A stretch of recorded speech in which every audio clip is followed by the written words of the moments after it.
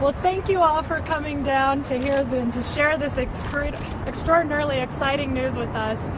This morning we learned that the United States Supreme Court has decided not to hear any of the marriage equality cases. This is the non-decision that will change the face of America. So now marriage equality has finally come to Colorado, as well as probably 30 other states, and it will be now state by state by state until marriage equality will be the law of the land. There's been about 40 unbroken decisions, all finding in favor of marriage equality.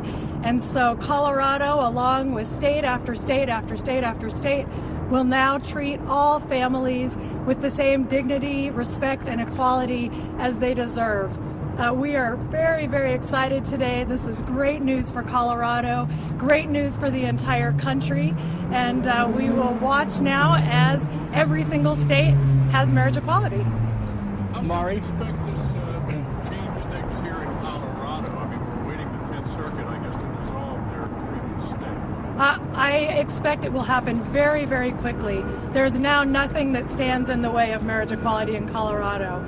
The Attorney General has issued a statement withdrawing his previous blocking of marriage equality, and the clerks will be administering marriage licenses to all families, I think, quite soon. Ms. Newman, your decision, your reaction that the Supreme Court handled it this way, instead of hearing a case, it's a non-decision. It's a non-decision, but it's a non-decision that's going to change the face of marriage in the entire country.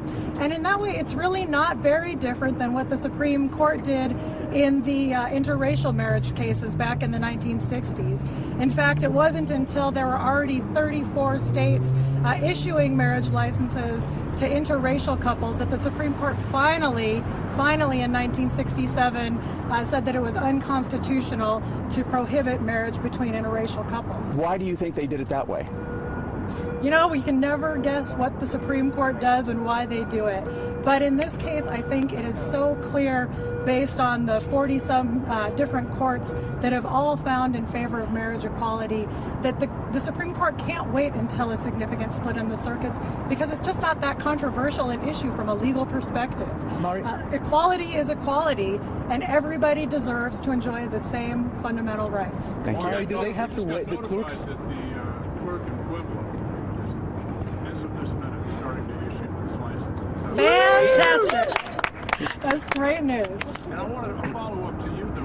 Is there any sense of disappointment, though, that the Supreme Court didn't take this issue on? They, in essence, ducked it. You know, the important thing here is the result. And the result is that Colorado families will all be treated with dignity and respect, and it will happen throughout the entire country. There's no doubt that it's going to happen in the entire country. So the Supreme Court has, for now, stepped back, but I have no doubt that this will be a countrywide decision shortly. Mari, I talked to the Attorney General, who said he's encouraging all those who previously got married with these licenses to get remarried, because he's telling all 64 clerks right away, as soon as they finish up the state Supreme Court stay, to start issuing these licenses. He hopes, he said, they don't do it before then, until the stay is lifted, because it puts all of those in doubt. Your reaction?